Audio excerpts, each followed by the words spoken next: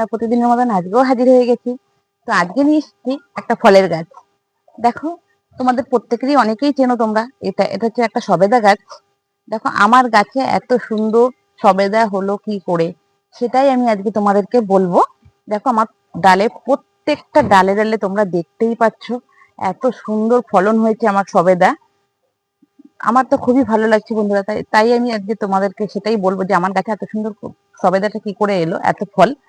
তো দেখো বন্ধুরা, প্রত্যেকটা গাছেই দেখো এখনো পর্যন্ত আমার ফল তো ধরেছে, এছাড়া আমার ফুল আছে। এই যে অনেক ফুল আছে, তোমরা দেখতেই পাচ্ছ। তো এই যে ফুলগুলো যখন ফোটে, আমি তোমাদেরকে একটা দেখিয়ে দিচ্ছি।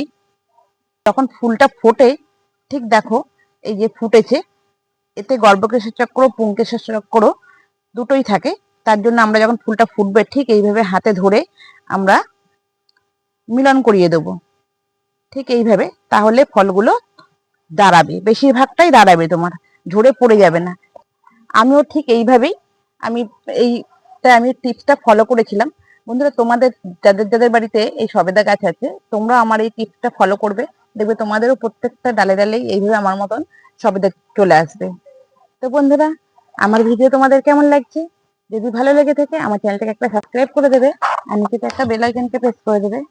আর তোমরা যারা আমার এই ভিডিওতে নতুন দেখছো, তারা আমার চ্যানেলটাকে সাবস্ক্রাইব করতে ভুলো না কিন্তু। আজ এই পর্যন্তই, আবার দেখা হবে পরবর্তী ভিডিওতে। টাটা।